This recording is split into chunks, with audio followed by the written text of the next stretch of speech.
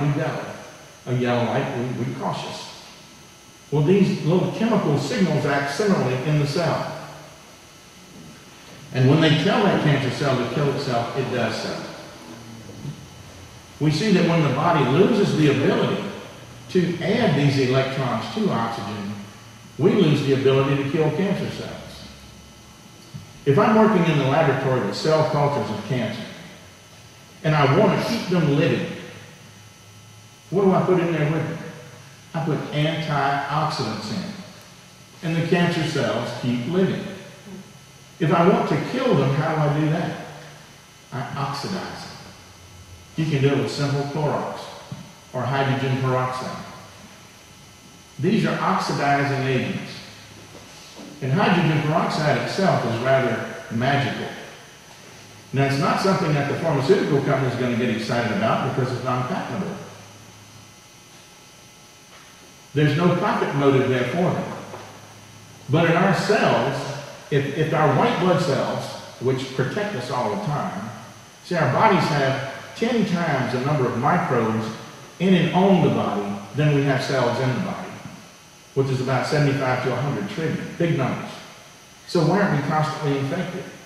Because these oxygen radicals hold off the infections.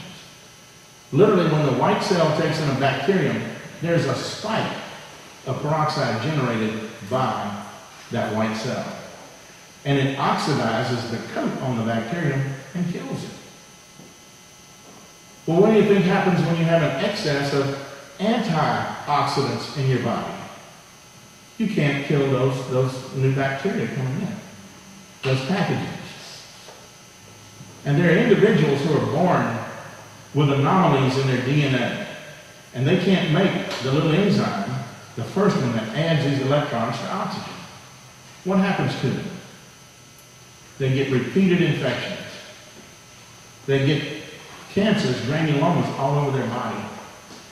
They die an early death because of infection, because they lack the simple enzyme to add those electrons to oxygen. We don't have to run the experiments. Mother Nature has run them for us. But we have to be smart enough to look at the results of those experiments and say, what does this mean? Well, it's telling us what we need to know. Now, I took these ideas because I had been working with oxygen since the late 60s, early 70s, while I was at Tulane Medical School. And I continued it while I was at Johns Hopkins. And I brought these ideas to Tufts Medical School up in New York, in Boston. And when I brought them there, I wanted to use a compound we call excited singlet molecular oxygen. This is where you take one of those little outer electrons and pump it to a higher energy level. And boy, it has some magical properties to it. Well, when I first took this up there, I got the people who had manufactured the catheter that I had invented to put up $75,000 for the study, which was in mice. And we did the study in little athymic mice, and these are mice that do not have an immune system. So if you transplant human cancer cells into them, it grows like wildfire. And in about 3 to 4 weeks, the cancer is bigger than the mouse. So the people whom we had hired to do the study rather scoffed at it at first, taking simple compounds that I knew would work to do this. But by the time the experiment was over, and I showed that we could kill 22% of the cancers, cure it in these mice, the scoffing was gone. And that very same PhD nutritionist that we had hired then tried to steal the idea for himself. Integrity was lacking even in academia. You've got to be very careful. Needless to say, I had the study stopped. And had to. Because the only thing I get out of it is a little recognition. There's no money with it. You can spend money on it. That's okay. I've been fortunate in my life to be well off enough to do these kinds of things and to write all these books, not for the profit motive, it isn't there, but to get the word out about the scientific truth about what's going on. The issue with the antioxidants has become so big, it's a public health issue. Think of the numbers of people who are taking these things every day. What if they have a premalignant condition? What if they have existing cancer? What if they've had cancer and they're trying to go in remission? And the people who have had cancer, the studies show, take more of the antioxidants than the normal population. Why? Because they've been misled to believe that it's going to be good for them. It's going to be one of these, antioxidants against cancer. But the real data shows, when you do the research, that it is wrong. That is not what happens. In fact, you're aiding the growth and the spread of the cancer itself. Just the very opposite of what you want to do. Even the multivitamins now are starting to get a bad name. The only organization that was recommending any kind of a vitamin was the American Medical Association, and that was a multivitamin. I went through the whole literature and I found 32 major organizations, medical organizations, none of them recommending antioxidant vitamins. Yet you don't see that on TV.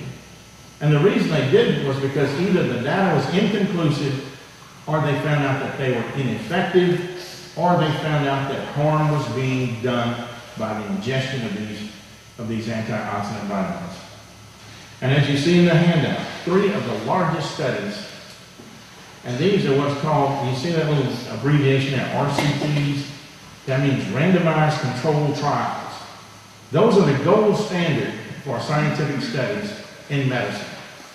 You're not talking about a prospective study, an observational study, an epidemiological study. Those things give us red herrings all the time. It leads us the wrong way. Associations are not causation. In other words, if you see it raining and you see lots of umbrellas in the rain, somebody might say, look, umbrellas, they caused it to rain. No, they didn't. Or you might see some gray hair on someone's face around their hair and say, wow, gray hair causes aging. No, it doesn't. It's associated with it, but that's all. It's not causation. In science, we've got to search for the real cause.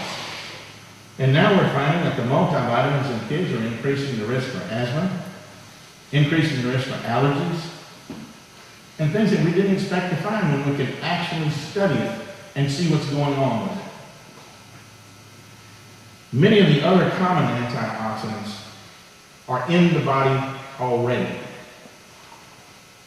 So let's think about those for a minute. The antioxidants are supposed to be so good, which is all you hear, how good they are. Take cholesterol. That's a good antioxidant. But we know that it's directly related to heart disease and hardening of the arteries and arteriosclerosis. What about uric acid? That one's a natural component of the body. It's associated with gout and with heart disease. These are both good common antioxidants. But what happens when they get in excessive levels? Estrogen. We've all heard of the hormone replacement therapy, the HRT therapy, which for what, 30 or 40 years later they were told this is really going to be good for you. And they come along and say, oops, causes cancer. Testosterone, again, another antioxidant. We know it feeds prostate cancer. In a male, one of the best ways to treat prostate cancer is with chemical castration. That's what the medications do. In bilirubin, this is the compound in children. It's an antioxidant that causes yellow jaundice babies. Another good antioxidant, but what happens when it gets excessive levels? It causes brain damage in these children. So here are examples of normal, naturally occurring antioxidants and the problems, the devastating problems caused by excesses of them. They just aren't what they are advertised to be. All of the claims on anti-aging, and this is a very popular one because we'd all like not to age, just stay nice and healthy. But that is a pipe dream for us. And one of the books, Robin was kind of put some of the books over here that I have. One is on the anti-aging, antioxidant scams. And that's what they are, scams. It's just another way to pry some more money out of you with a false idea. this was one of the most interesting things that I found in the literature. In humans, if you wanted to protect the cancer cells, as I said, antioxidant would, I found that it protected over 27 different types of cancers. That means breast, liver, pancreatic, prostate, 27 different kinds of cancers. You protect them in the laboratory by putting antioxidants in with them. There were 9 different kinds in rodents in the rat and mice study that were protected with antioxidants. If there's anything that you should remember, please remember those simple facts alone, is that antioxidants protect cancers, they shield them.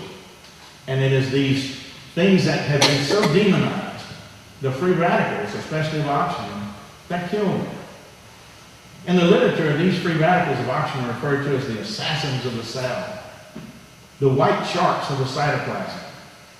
And they say oxidation causes us all to rust to death. That's why it's so bad. Without oxidation, we die. What's oxidation responsible for? What does it do in the body? We mentioned it protects us from cancer. We mentioned it protects us from pathogens and bacteria. Wound healing. You can't heal a wound without oxidation. That's how we form collagen. Immunity. Our immune system won't work without going through oxidative steps. Energy formation. All of our energy formation comes through oxidation. The little thing that lets us even wiggle our little finger is adenosine triphosphate. We make that oxidatively. Detoxification in the liver. That's how we detoxify pesticides, herbicides, drugs. We do it oxidatively. So what in the world will happen when you overload on antioxidants? You get in trouble. You start allowing the occurrence of disease. And what we find in the long run is that you need a certain amount of antioxidants, but it's the excessive levels that get you into trouble. You need a certain amount because they donate an electron to oxygen. That's where oxygen gets its electrons, for the most part. But it's the excessive level that pours enough electrons into the oxygen that is converted ultimately to water. And it loses the magical characteristics of all of those radicals in between. Now that took 10 years of research to come up with that line right there, to realize what was going on. That little light clicks in the head and fires. And I was just invited to give a 2-hour presentation in Hollywood, Florida in June to the American College for Advancement in Medicine on just these subjects. And I was just contacted last week by a lady who's writing an article for Scientific American. And this is a publication that goes out all over the world, but it's all over America too. It's in every airport, newsstand, etc. around the country. And the article is about the myths of antioxidants. And she found some of my work when she went and started looking on the internet. So as I say, I'm progressing slowly but surely, because I'm just sort of one guy against that $23 billion industry. How do you get the truth out to people? It's very, very difficult. So if y'all like, please take a look at some of the books over here that I have out there now. But if you go on the internet to either Amazon.com or BooksAMillion.com, BarnesandNoble.com, they're all available right there. And I want to wish all of y'all a very Merry Christmas, and I really appreciate the opportunity to be here with you. And the next time we're going to sing some more songs. Thank you so much.